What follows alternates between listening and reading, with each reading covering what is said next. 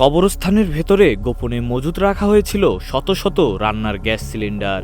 দীর্ঘদিন ধরে পরিকল্পিতভাবে এই বিপুল পরিমাণ দাহ পদার্থ জমা করে বাজারে কৃত্রিম সংকট তৈরি করে চড়া দামে বিক্রির চেষ্টা চলছিল।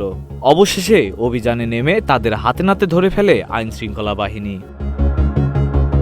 অভিযানে উদ্ধার করা হয় মোট 414টি গ্যাস সিলিন্ডার এবং এই ঘটনার সঙ্গে জড়িত থাকার অভিযোগে 10 জনকে গ্রেপ্তার করা হয়েছে।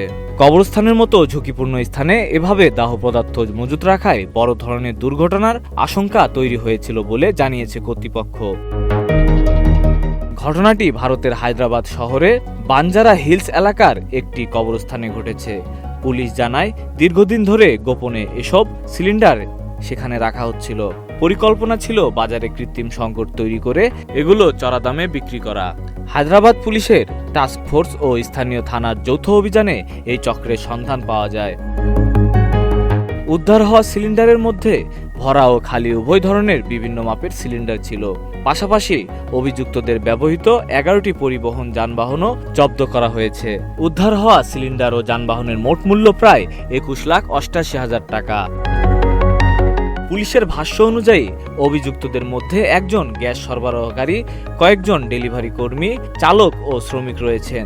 তারা দীর্ঘদিন ধরে সংঘবদ্ধভাবে এই বেআইনি মজুতদারি চালিয়ে আসছিল এবং সাধারণ মানুষের চাহিদাকে কাজে লাগিয়ে বাজারে চাপ সৃষ্টি করছিল। এদিকে আন্তর্জাতিক অস্থিরতার সুযোগ নিয়েই এমন কর্মকাণ্ড বাড়ছে বলে মনে করছেন বিশ্লেষকরা। ইরানকে কেন্দ্র করে যুক্তরাষ্ট্র ইসরায়েলের সামরিক উত্তেজনার কারণে জ্বালানি সরবরাহে চাপ তৈরি হয়েছে, যা বাজারে প্রভাব ফেলছে। দেশটির পেট্রোলিয়াম ও প্রাকৃতিক গ্যাস মন্ত্রণালয়ের এক জ্যেষ্ঠ কর্মকর্তা জানিয়েছেন, পরিস্থিতি মোকাবেলায় দেশ জুড়ে জোরদার অভিযান চালানো হচ্ছে।